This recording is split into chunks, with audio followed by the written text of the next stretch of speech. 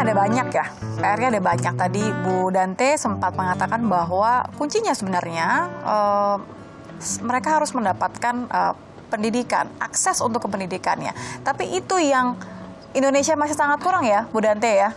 Ya, kita masih punya tantangan ya untuk bisa mengawal sejak dini.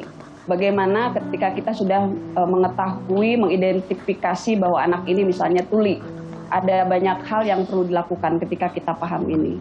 Apa yang sebenarnya bisa dilakukan pemerintah saat ini untuk memastikan bahwa akses tadi diberikan secara maksimal gitu? Iya.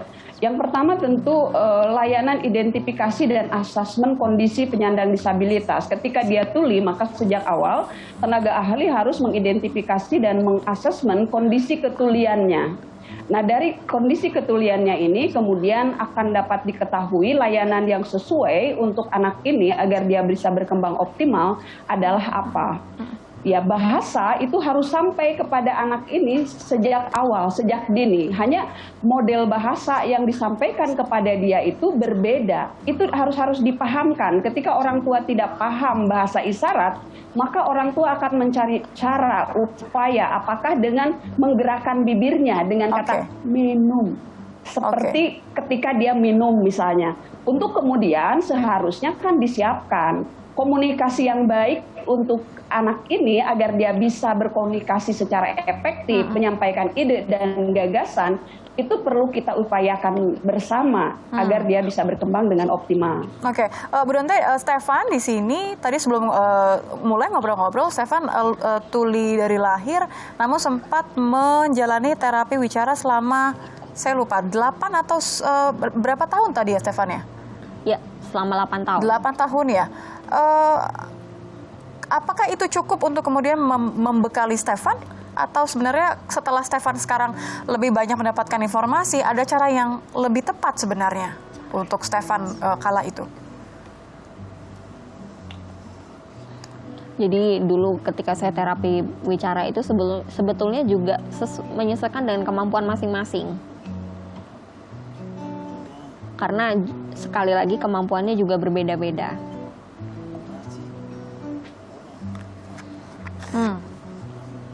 Ada beberapa yang mengikuti terapi wicara, lalu bisa berkomunikasi dengan mudah, tetapi ada juga yang lain yang tetap mengalami kesulitan, mungkin karena gerak bibirnya terlalu kecil atau gerakan bicaranya terlalu cepat, begitu.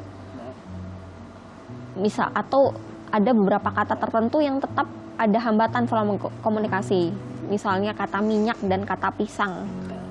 Minta minyak dan minta pisang, tapi secara visual kan gerakan membuka mulutnya sama terlihat saja. Sama gitu ya. Minyak, pisang. Dari saya tangkapnya sama saja. Padahal sebetulnya katanya kan berbeda. Berbeda jauh betul. Akhirnya terjadi salah sambung dalam komunikasi tersebut.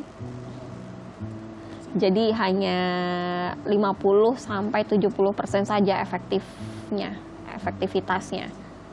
Tapi ketika gerak bibirnya gerak cepat, berbicara cepat, hanya 20% saja informasi yang bisa diterima. Artinya apa? Tetap solusi akhirnya paling pas adalah bahasa isyarat. Bahasa isyarat. Sebenarnya hal-hal seperti ini sempat tersampaikan nggak sih Bu Dante ke Kementerian Sosial? Kan programnya ada banyak nih sebenarnya untuk masyarakat disabilitas gitu. Tersampaikan nggak dengan baik? Atau apa? Karena kita melihat ada banyak seperti miskonsepsi gitu. Kami karena lembaga baru sedang mencoba menyusun bagaimana program pemantauan, evaluasi, monitoring, evaluasi, dan advokasi itu dilaksanakan. Jadi kita kan baru 1 Desember. Berharap nanti bukan hanya kepada kementerian, kita dapat membangun pemahaman semua pihak agar paham bagaimana berkomunikasi dengan penyandang disabilitas tuli. Satu hal sederhana yang disampaikan oleh Stefan tidak bisa mengakses komunikasi ketika di ruangan yang banyak, apalagi menggunakan masker. Ya. Dan itu pun terjadi pada diri saya, padahal saya punya sisa pendengaran. Kalau menggunakan alat bantu dengar, pendengaran saya menjadi lebih baik. Tapi saya berkomunikasi dengan tadi disampaikan, ada volume, ada nada yang nggak bisa dengar. Sehingga saya perlu melihat gerak bibir. Jika orang tidak paham, ketika bicara dengan saya akan seperti ini. Nah, hal seperti ini kan sangat sederhana sebenarnya. Ini bisa disampaikan kepada guru, kepada orang tua, kepada masyarakat. Bagaimana cara berbicara dengan orang yang membaca gerak bibir. Sehingga saya selalu nyampaikan kepada teman-teman pada saat saya berkomunikasi secara verbal, saya membaca gerak bibir. Mohon izin, saya perlu melihat gerak bibir, mohon izin untuk dibuka maskernya. Saya selalu mengatakan seperti itu. Tetapi kan kalau masyarakat dan tidak seperti saya memiliki keberanian untuk menyampaikan, itu kan akan malu. Sehingga apa yang harus kita lakukan adalah membangun pengetahuan pemahaman semua masyarakat agar bisa paham ada kondisi penyandang disabilitas dengan kondisi kekhususannya, mereka harus diperlakukan seperti apa agar bisa mengakses informasi, komunikasi, termasuk dengan berbagai cara. Saya juga menggunakan aplikasi yang seperti digunakan oleh banyak orang ya. Jadi menggunakan aplikasi mengubah suara menjadi tulisan. Tetapi kan ini ada syarat dan ketentuan. Iya. Kalau misalnya ruangannya berisik, terbuka, ada angin, clear sound ya. system, tidak bisa terbaca, jadi blank.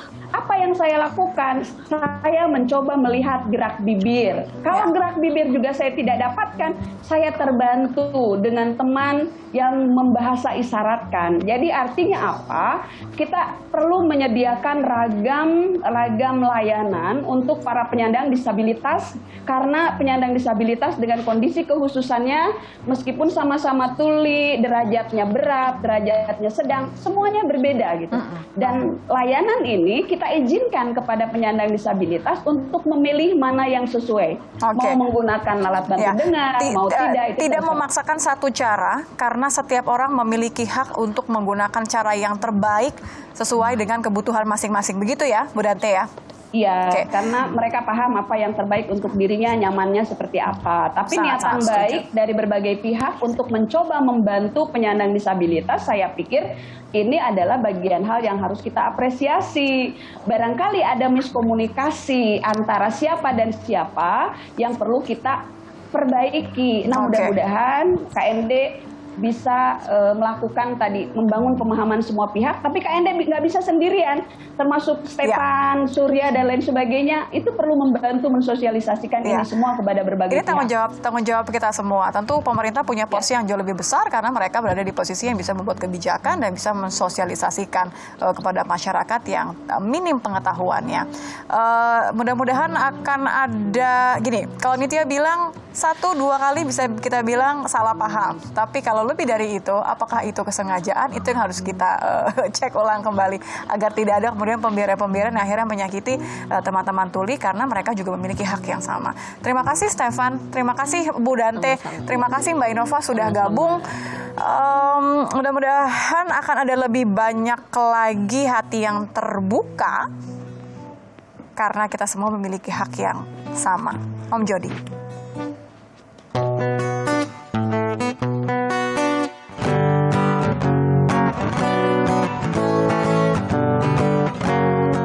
Gelap dan dingin lalu pesiang diriku, menggigir juga ruang di mana dia yang kuinginkan. Malam tambah merasuk, rimba jadi semati tugu. Dikaret, daerahku yang akan datang, sampai juga deru dingin. Aku berbenah dalam kamar, dalam diriku jika kau datang, dan aku bisa lagi lepaskan kisah baru padamu. Tapi kini hanya tangan yang bergerak lantang.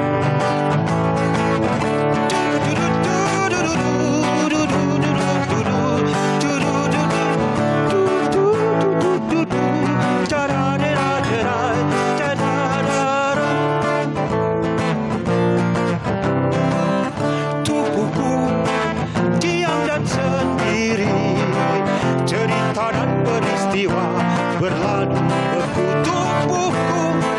Diam dan sendiri, cerita dan peristiwa berlalu berkutubuhku.